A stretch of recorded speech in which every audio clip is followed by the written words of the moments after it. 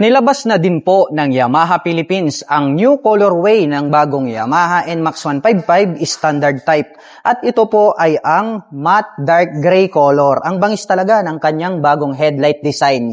Silipin natin ngayong araw. Tara!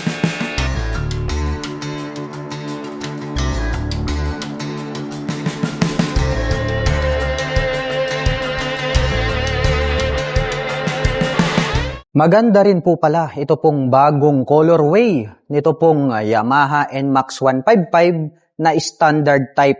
Ito po pala yung kanilang matte dark gray color. O, di ba? Ang bangis din ng kanyang dating. Ito pong kanyang main headlight ay nahahati po ito sa dalawa at naka-projector lights po ito pong kanyang high beam at low beam. At ito pong kanyang daytime running light, ito po yung parang kanyang nagsisilbing mga mata, no? Para pong robot yung kanyang dating. At dito na rin po located, ito pong kanyang mga full LED na turn signals. At ito pong kanyang windscreen ay malapad po ito at curve, pabilog po yung kanyang shape, black color naman po siya. At nagkaroon po pala siya ng additional na parang extension cover dito na parang patuka.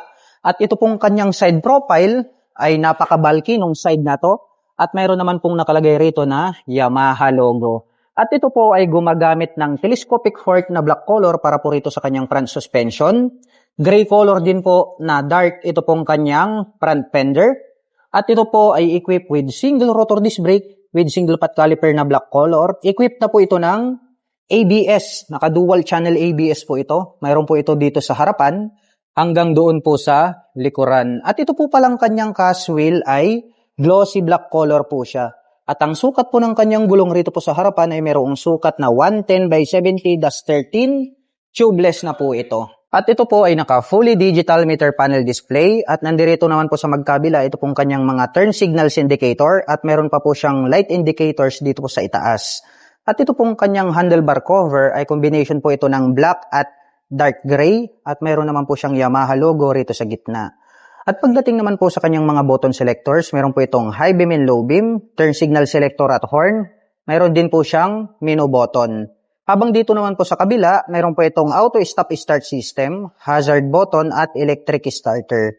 Itim po ang kulay nito pong kanyang mga handle grip at itim din po ang kulay nito pong kanyang mga brake levers. At pagdating naman po rito po sa kanyang ignition, ito po ay naka-smart keyless system. Ito po yung kanyang knob na pwede nating i-twist kapag i-on or off natin ito pong scooter na ito. At meron po yung remote of course. Included na rin po rito yung kanyang fuel at set button. At meron naman po itong two front pocket. Dito po sa kanan, close po ito na pwedeng buksan. Makipot lang din naman to, pwede naman po tayong maglagay rito ng gloves or coins. Close po natin. Habang dito naman po sa kabila, dito sa left side pocket niya, open po ito at malalim, mataas. Pwede po tayong maglagay rito ng bottled of mineral water at mobile phones. At ang kagandahan po nito, dito po located dito pong kanyang USB Type-C port. Ayan, no? Naka-Type-C na po siya. Before po kasi ay gagamit ka pa ng charging socket. Ngayon, USB Type-C na siya. Kaya gagamit na lamang po kayo ngayon ng USB Type-C cable ay makakapag-recharge na po kayo ng inyong mga dalang mobile phones at gadgets anytime, anywhere.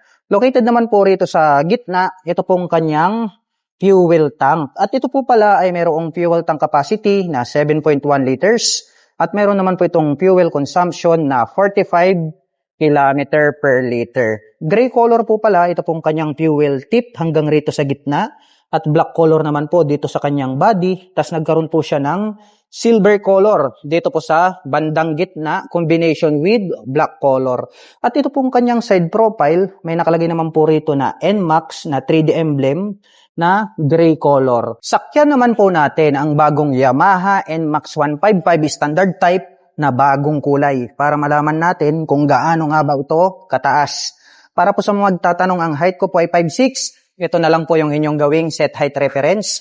At kung inyo pong makikita, lapat na lapat naman po yung ating mga paa. Kaya komportable po ito para sa mga tulad ko na 5'6" in height. At kung akin naman pong tatansyahin ay kayang-kaya naman po itong maabot at ma-maneuver na mga 5'4" and above. At ito pong kanyang upuan, napakalapad po nito. At black color naman po yung kanyang seat cover. Buksan naman po natin ito pong kanyang upuan. Napakaluwag po. Dito pong kanyang underseat compartment. At sa tansya ko naman ay kasya naman po rito ang isang full face helmet. Depende po sa size at brands at marami na rin po tayo ritong mailalagay ng mga personal belongings. At ang kagandahan po pala nito pong ating Yamaha NMAX 155, ito pong kanyang battery compartment ay nandirito po siya sa itaas. Kaya pagdating po ng rainy season ay nilulusong nila ito pong Yamaha NMAX sa mga matataas na tubig ulan. Dahil nga po hindi po naaabot ng tubig ito pong kanyang battery compartment dahil masyado po siyang mataas. So para sa akin, plus point yan dito sa Pilipinas dahil pagdating ng rainy season, alam naman natin na yung ibang mga lugar ay binabaha. At napansin ko lang, meron pong decal rito ng Yamaha Motorcycle Connect. So naka-Y Connect po pala, ito pong ating Yamaha NMAX 155 na standard type. Pwede po nating i-connect yung ating mga mobile phones para ma-access po natin yung kanyang internal system. Ito pong kanyang footboard. Maluwag po ito at malapad. At ang kagandahan po nito, kapag dating po sa mga malalayong biyahe at nangangalay na yung inyong mga paa, mayroon po siyang footrest extension na kung saan ay pwede nyong i-extend or i-stretch yung inyong mga paa para ma-relax. Sa long rides, driving purposes, mayroon naman po itong rubber cover on top na anti-slip kaya hindi ka po madudulas rito. At ito po pala ay equipped with side stand engine cut-off switch. Once po na naka-engage itong kanyang side stand, ay hindi na po magi-start itong ating scooter. So, ito po yung pangalawa sa kanyang safety features dahil yung isa is naka-dual channel ABS po siya. Tapos, mayroon po siyang side stand engine cut-off switch. Metal naman po na tubular, ito pong kanyang center stand. At ito pong ating foot pegs para po sa ating back rider ay alloy po ito. Ito pong kanyang CVT cover ay black color po ito at may naka-intact naman po rito na Yamaha. Nagkaroon po siya rito ng 3 pins at itim din po ang kulay nito pong kanyang airbox cover. At ang kagandahan po pala nito pong ating Yamaha NMAX 155 na standard type ay naka-dual sub-tank shock absorber po. Ito pong kanyang rear suspension. So bronze color po ito pong kanyang canister. Ito po makakapagbigay naman po ito ng magandang bouncing performance. At ito pong kanyang cast wheel, glossy black color po siya. At ang sukat po ng kanyang gulong rito sa likuran ay mayroong sukat na 130 by 70-13. Tubeless na po yan. At ito naman pong kanyang rear braking system. Gumagamit po ito ng single rotor disc brake with single pot caliper. Equipped po ito ng dual channel ABS. Kaya mayroon po siyang anti-lock braking system dito sa likuran. At ito pong kanyang taillight, ayan o, astig din ang pagkakadesenyo nito pong kanyang taillight, no? Kasi pahaba po ito na dalawa, full LED po yan, habang yung kanya naman pong turn signals ay nandirito sa bandang ibaba.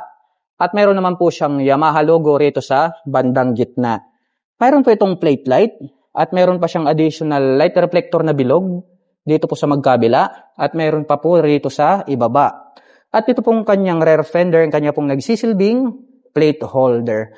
At ito pong kanyang exhaust pipe, ito pong kanyang body ay black color po ito. Itim din po ito pong kanyang head protection guard at mayroon naman po itong single exhaust.